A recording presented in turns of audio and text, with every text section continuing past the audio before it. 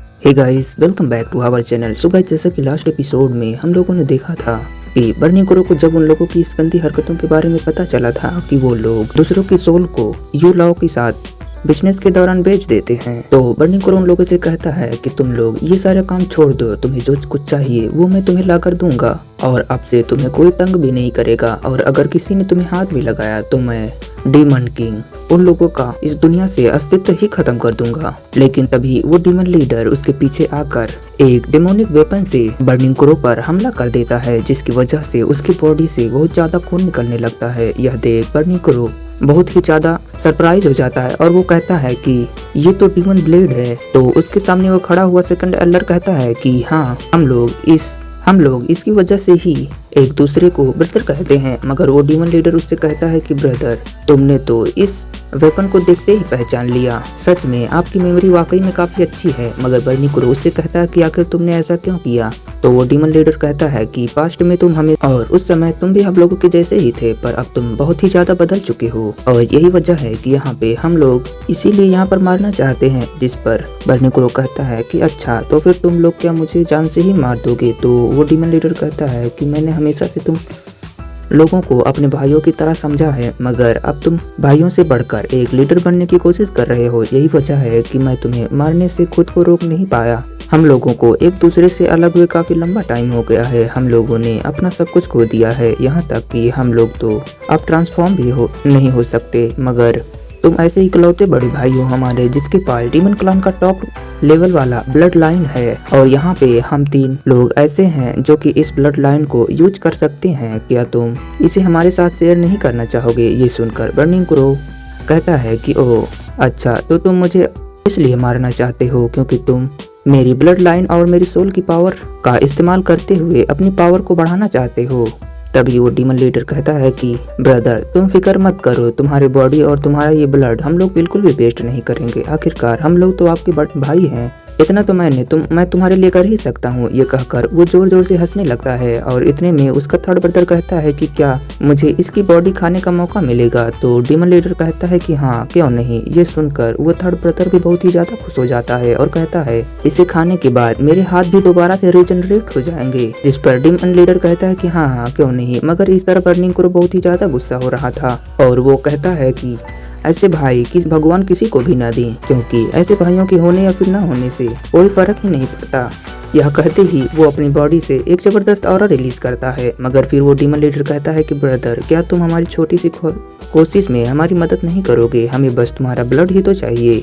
इतने में वो थर्ड ब्रदर बर्निंग क्रो पर हमला करना शुरू कर देता है और कहता है कि चलो मुझे तुम्हारा मीट टेस्ट करने दो। तो बर्निंग क्रो खुद को उसके अटैक से बचाता रहता है, मगर वो थर्ड ब्रदर तो बिल्कुल पागलों की तरह उस पर टूट पड़ता है और एक के बाद एक हमला किए ही जा रहा था, जिसकी वजह से बर्निंग क्रो को भी उससे फाइट करने में काफी ज्यादा परेशानी होने लगी थी। और इस तरफ सेकंड ब्रदर कहता है कि तुम्हें मारने के लिए डीमन लीडर ने थर्ड ब्रदर को भेजा है, इसीलिए तुम्हें अब कोई भी बचा ही नहीं सकता। मगर वो डीमन लीडर कहता है कि चलो अब हम भी इसका साथ देते हैं। यह कहने के बाद वो लोग एक साथ बर्निंग क्रो पर हमला कर देते हैं, जिसकी वजह से बर्निंग क्रो को उनका सामना करना बहुत ही मुश्किल लग रहा था। वो किसी तरीके से उन लोगों से दूर जाने की कोशिश करने लगता है, मगर इंजर्ड होने की वजह से बर्निंग क्रो काफी ज्यादा वीक पड़ गया था और उसकी स्ट्रेंथ भी बहुत ही ज्यादा कम हो गई थी, जिसकी वजह से वो उन लोगों को डच भी नहीं कर पा रहा था। जिसके बाद वो उन तीनों से कहता है कि मेरे वो साथी कहाँ है, तुम उन्हें फौरन से रिलीज कर दो। ये सुनकर वो डीमन लीडर कहता है कि क्या तुम उन तीनों लोगों की बात कर रहे हो जो तुम्हारे पीछे हैं। ये सुनते ही बर्निंग क्रो पीछे मुड़कर देखता है तो उसे नजर आता है कि उन तीनों डीमन ने उन्हें पहले ही मरवा दिया था और उनकी बॉडी से उनका सोल तक निकाल लिया था और उन्हें बर्निंग क्रो के बिल्कुल पीछे ही लकड़ियों में बांध कर लटकाया हुआ था। वो डीमन लीडर कहता है कि इन लोगों को धोखा देना तो सच में बहुत ही ज्यादा आसान है, तुम खुद को ही देख लो कि हमने उन तीनों की सोल को उनकी बॉडी से ही निकाल लिया। इन तीनों की सोल सच में बहुत ही ज्यादा स्ट्रॉन्ग थी।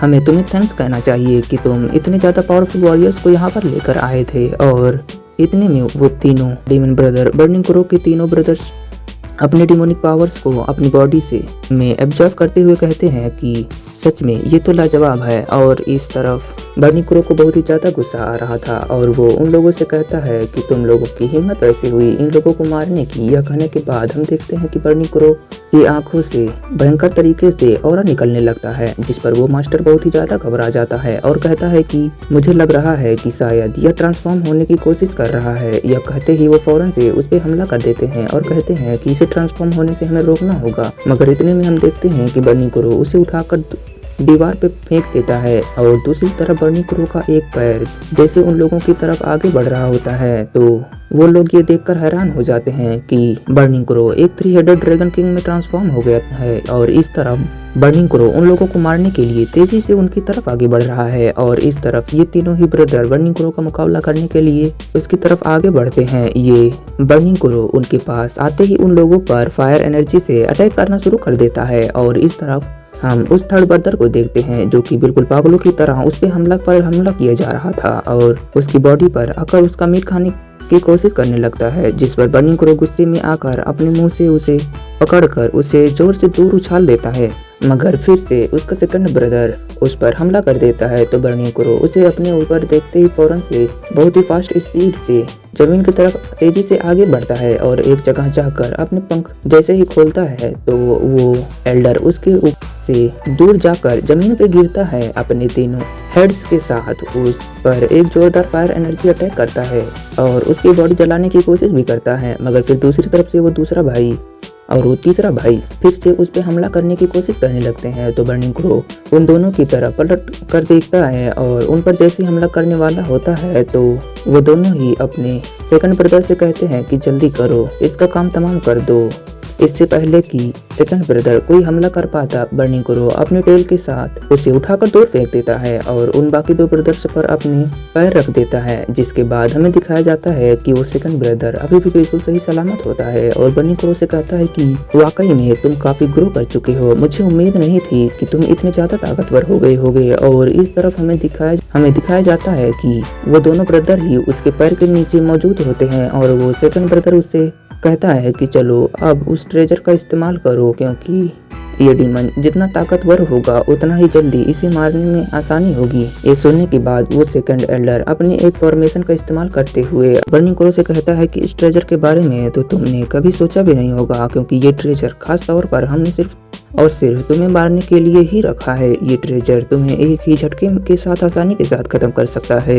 ये कहने की देरी ही थी कि आसमान से एक जोरदार लाइटनिंग आकर बर्नी क्रो के ऊपर गिरती है, जिसमें बर्नी क्रो बहुत ही ज्यादा इंजर्ड हो जाता है और वो आकर जमीन पर गिर जाता है। और फिर वो डीमन ब्रदर उससे कहते हैं कि चलो अब तुम्हारे पास कुछ भी है वो मुझे दे दो, आखिरकार मैं तुम्हारा भाई हूँ। मगर फिर बर्नी क्रो उससे कहता है कि तुम सब के सब नरक में जाओगे और ये कहते ही वो अपनी सेल्फ डिस्ट्रक्टिंग टेक्निक को एक्टिवेट कर देता है, जिस पर वो लोग कहते हैं कि ये तो खुद को ही डिस्ट्रॉय कर रहा है, चलो भागो यहाँ से। ये सुनते ही वो लोग जैसे ही भागने की कोशिश करते हैं तो बर्नी क्रो का सेल्फ डिस्ट्रक्शन से उन फॉर्मेशन को पूरी तरीके से डिस्ट्रॉय कर देता है, जिसकी वजह से वो सारे के सारे ब्रदर्स वहां से दूर जाकर गिरते हैं। और फिर बर्नी क्रो सेल्फ डिस्ट्रक्शन से अपनी बॉडी को खत्म करने ही वाला होता है कि इतने में अचानक से उसके कानों में एक आवाज गूंजती है, जिसे वो जैसे ही पहचानता है तो वो बोलता है मास्टर आप। और वहां पर हमें दिखाया जाता है कि मास्टर शुयान आ चुके होते हैं और कहते हैं कि